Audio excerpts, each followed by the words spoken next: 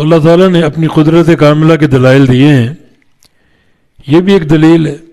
جو ذات آسمانوں کی خالق ہے، جو ذات زمینوں کی خالق ہے، اس کے لیے مردوں کو قبر سے اٹھانا کون سا مشکل. اور بالحق کا ایک معنی اور بھی ہے جس میں اور اس کی قدرت کا اظہار ہوتا ہے. بالحق اے بکلمۃ الحق. آسمانوں کو اور زمینوں کو اس نے پیدا کیا کلمہ حق کے ساتھ، اور وہ کلمہ حق کن ہے. وہ کن کہتا اور وہ چیز ہو جاتی. کتنا بڑا وہ قادر ہے. یعنی کن کہہ کر اس نے 7 آسمان بنا دی، 7 زمینیں بنا دی.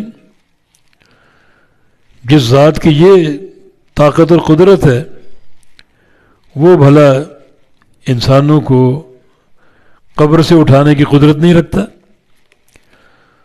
تو یہ آیت کریمہ بھی اللہ تعالیٰ کی قدرت کاملہ کی دلیل ہے، اور مشرکین کا رد کر رہی ہے جو قبروں سے اٹھائے جانے کے تعلق سے اللہ کی قدرت کو نہیں مانتے.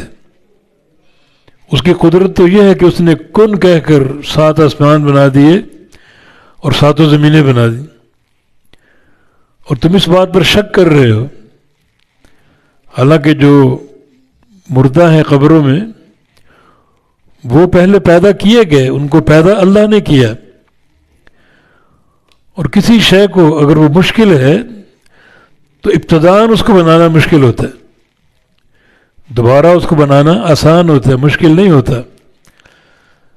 اللہ تعالیٰ کے لیے ہر چیز آسان ہے. تو تم اپنی عقل سے کام لو. جس نے آسمانوں کو پیدا کیا، زمینوں کو پیدا کیا لفظ کن کے ساتھ، ایسا وہ قدرت والا ہے، تو بھلا وہ قبروں سے مردوں کو کیوں نہیں اٹھا سکتا.